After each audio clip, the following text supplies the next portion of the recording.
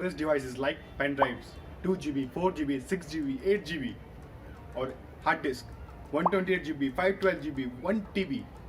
आपने कभी एक चीज़ नोटिस की कि हमेशा ये 2 के मल्टीपल्स में क्यों होते हैं?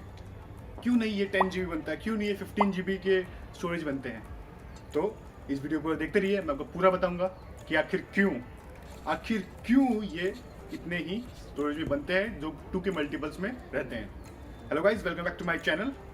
Welcome to the new episode and the brand new series of tech Funda, जिसमें हम ऐसे ही बहुत सी कूल और इंटरेस्टिंग टेक के बारे में जो बात करेंगे कि आखिर ऐसा क्यों रहता है। You are watching tech min techie. Let's roll down the intro.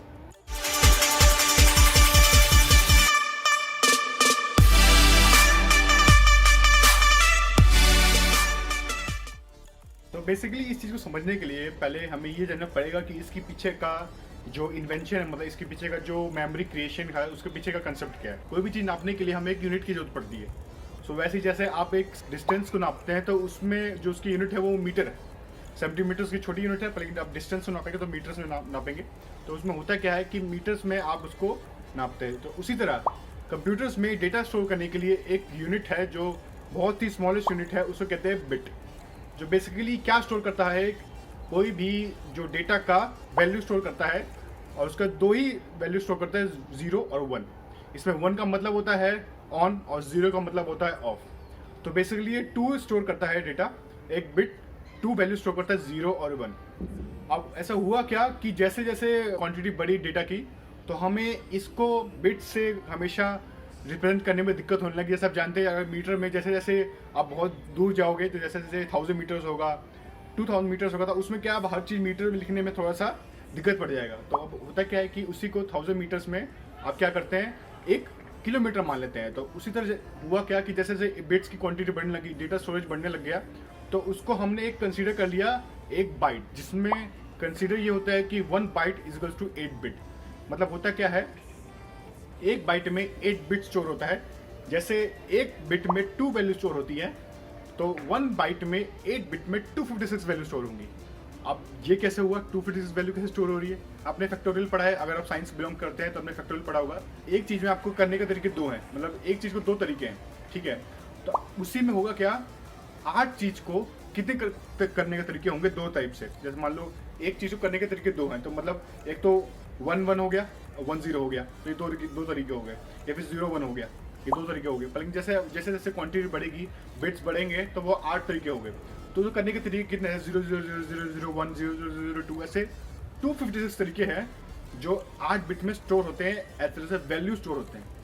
अब उसमें होता क्या है कि जैसे जैसे वैल्यू स्टोर होता है, वैसे वैसे उसके जो डेटा है, डेटा का भी कुछ अमाउंट स्टोर होता है एज अ वैल्यू मतलब एज अ एड्रेस स्टोर होता है। तो अब जैसे जैसे एड्रेस स्टोर होता रहता है, वैसे वैसे उसका पॉइंट बढ़ता रहता है, वैसे वैसे उसका साइज इंक्रीज होता रहता है। लेट अस सपोज कि आपने ये कंसीडर किया होगा कि आप हमेशा 2 GB, 1 GB, 4 GB, 8 GB ही देखते हैं स्टोरेज में, क्योंकि ये 2 के मल्टीपल्स में जा रहे हैं। जैसे मतलब 2, 4, 8, 16, 32 and so on, 1 TB, 2 TB, 10 TB बहुत चलता है, ठीक है। तो ऐसे डिपेंड करता है कि ऐसे ऐसे स्टोरेज बनता है। 2 के पेयर्स में बनता है, कोई भी डेटा बनता है। लेकिन आप ये समझिए कि 2 के पेयर्स में क्यों बनता है, ठीक है। तो लेट अस सपोज कि मैं एक बिट का वैल्यू लेता हूँ, 0 एंड 1। 0 में वैल्यू है, तो ये 2 वैल्यू स्टोर कर रही है। अब आप ये सोच रहे होंगे कि जैसे 2 वैल्यू स्टोर कर रही है तो उसी हिसाब से 2 के मल्टीपल से बनता है। चलिए ठीक है, अब हम लेते हैं 3 वैल्यू, 0 1। बेसिकली 2 है। अब क्या होगा, आप ये 0 को ऐसे कंसिडर कर सकते हैं ऑफ, 1 को कंसिडर कर सकते हैं ऑन। अब 0 को आपने ऑफ कंसिडर कर लिया और 1 को आपने ऑन कर लिया, तो इसको आप रिलेट कर सकते हैं पानी के जग से। लेट अस सपोज कि आप पानी में जग भरना स्टार्ट कर रहे हैं, तो वो हो गया 1, जग पूरा भर गया, वो हो गया 0 ऑफ। अब 0 ऑफ हो गया मतलब भर गया, तो एक स्टोरेज हो गया, एक डेटा उसने स्टोर कर लिया है, एक अपने एरिया में अपने जग में एक डेटा स्टोर कर लिया। तो ये पानी भरना स्टार्ट हुआ और एक जगह पे जाके वो बंद हो गया, तो वो डेटा स्टोर हो गया। तो ये 2 पेयर्स में एक डेटा यहाँ स्टोर के इधर चला गया। अब उधर होता क्या है कि जैसे आप थर्ड में जाएंगे, 1 में आएंगे दोबारा, तो जैसे ही थर्ड पेयर में आएगा, क्योंकि अगर आपने 3 ही कंसिडर किया है तो डेटा जाएगा, पर लेकिन डेटा जाते ही रहेगा, वो स्टोर ही नहीं होगा उसमें। तो इसी कारण उसको भी सेकंड में 4 में ले जाना पड़ता है, ताकि उसमें भी जाके डेटा स्टोर हो। तो एक ब्लॉक एक जगह यहाँ स्टोर हो गया, एक जगह वहाँ स्टोर हो गया, तो 2 स्टोर हो गए जग्स में पानी। तो इसी तरह डेटा में क्या होता है, जो कंप्यूटर डेटा में क्या होता है, उसमें भी बिट्स में काम करता है, जिसमें 2 वैल्यू स्टोर होती है। तो एक जग में भर दिया हमने डेटा और एक जग में भर दिया हम डेटा, क्योंकि ऑफ हुआ फिर ऑन हुआ, ऑन हुआ फिर ऑफ हुआ, ऐसे कंसेप्ट चलते रहता है ताकि डेटा स्टोर हो और जो भी हम वैल्यूज भेज रहे हैं वो अच्छे से किसी भी फाइल्स में या फिर जो भी आपका एक्सटर्नल ड्राइव है उसमें स्टोर हो। लेट अस सपोज कि आपके पास 1024 बाइट्स है। मतलब मैं आपको बता दूं, एक चार्ट यहाँ पे दिख रहा है आपको। चार्ट में होता क्या है कि एक पूरी चार्ट है जिसमें आपको पता चलेगा कि वैल्यूज क्या है, जैसे किलोबाइट है, मेगाबाइट्स है, गीगाबाइट्स है, टेराबाइट है, ऑलमोस्ट जोटाबाइट तक चलता है। योटाबाइट तक ये पूरा चार्ट बना गया है। इतना स्टोरेज आपका अवेलेबल है पूरे वर्ल्ड में, इतना स्टोरेज आपको मिल सकता है। तो ये पूरा चार्ट है, आपको साइड में दिख जाएगा, मैं साइड में थोड़ा सा डाल दूंगा। अब इसमें होता क्या है कि इसी साइज में बनता है, ठीक है। तो ये हो गया मेमोरी एलोकेशन कि मेमोरी एलोकेशन अगर आप ऐसे डेटा नहीं भेजेंगे तो डेटा का लीक हो जाएगा। डेटा लीक होने मतलब डेटा स्टोर ही नहीं हो पाएगा, तो फिर फायदा क्या उस डेटा का रखने का, ठीक है। तो इसी कारण कंपनीज क्या करती है, 2 के पेयर्स में अपना पेन ड्राइव्स बनाती हैं, अपना हार्ड डिस्क बनाती है, अपना स्टोरेज डिवाइस बनाती हैं। तो आपने देखा होगा कि 2, 4, 8, 16, 32 सो ऑन 1 GB। फिर उसके बाद क्या होता है, 1 GB बस 2 GB, 8 GB, 10 GB, sorry 10 GB नहीं, 8 GB, फिर 16 GB, फिर 32 GB, फिर 64 GB और सो ऑन चलते रहता है। जैसे भी चार्ट है उस हिसाब से चलते रहेगा। ये हो गया, एक हो गया मेमोरी एलोकेशन के बाद, ठीक है, कि अगर मेमोरी एलोकेट होता है 2 के बेस में एलोकेट होने के कारण बंदे ऐसे ही बनाते हैं, जो कंपनीज है ऐसे ही बनाते हैं ताकि डेटा का लॉस ना हो। और जो एक और रीज़न है प्राइस रीज़न, मतलब जो भी डेटा होता है वो चिप्स के फॉर्म में स्टोर होता है। तो ये प्राइस प्रोडक्शन, मतलब जो प्राइस लगता है, प्रोडक्शन का जो प्राइस लगता है उसके लिए भी मैटर करता है। जैसे मान लो लेट अस सपोज कि 2 GB है, तो उनमें उनको एक चिप बनानी पड़ेगी, 2x1 चिप बनानी पड़ेगी 2 GB के लिए।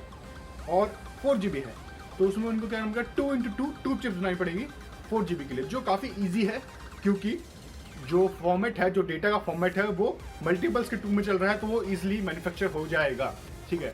और लेट अस सपोज आप 6 GB कंसीडर करते हैं या फिर 9 GB कंसीडर करते हैं, जैसे 9 GB हो गया, तो उसमें होता क्या है, आपको 2x4 GB के चिप्स पहले बनाने पड़ेंगे, फिर 1x1, कहने का मतलब 1x1 GB के चिप्स अलग बनाना पड़ेगा, जो बेसिकली बहुत ही ज़्यादा, उससे हल्का सा ज़्यादा महंगा पड़ जाएगा। तो कंपनी क्यों कंसीडर करेगी 9 GB बनाने को, जब वो बिल्कुल एक पेयर में मिल जा रहा है, एक आसानी से बन जा रहा है, तो कंपनी क्यों हल्का सा एक्स्ट्रा बना के कोई भी एक्सटर्नल डिवाइस बनाएगी, कोई भी स्टोरेज डिवाइस बनाएगी जो 9 GB का होगा।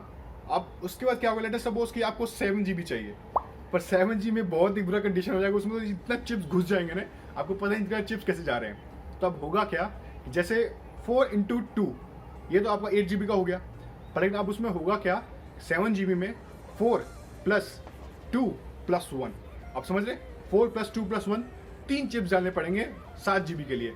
और आपको वहाँ क्या करना पड़ेगा, 4x2 2 चिप्स डालने पड़ेंगे 8 GB के लिए। तो कंपनी क्यों कंसीडर करेगी बेफालतू का 7 GB का चिप बनाने के लिए, जबकि 8 GB का उनका आसानी से बन जा रहा है। तो कॉस्ट कटिंग मैटर करती है प्रोडक्शन में, क्योंकि हर चीज़ आप सिर्फ ये नहीं सकते कि टेक्नोलॉजी एडवांस हो गई है तो चलो भाई हम अपना बना सकते हैं, लेकिन जो कंपनी इसको मैन्युफैक्चर कर रही है, जो कंपनी इसको बना रही है, उसको भी अपना बजट देखना पड़ता है कि हाँ हम ये कैसे बना सकते हैं। सो यही रीज़न है कि कंपनीज हमेशा 2 के पेयर से बनाती है। ऐसा नहीं है कि कंपनीज 20 GB या फिर 30 GB या फिर 15 GB बना नहीं सकती।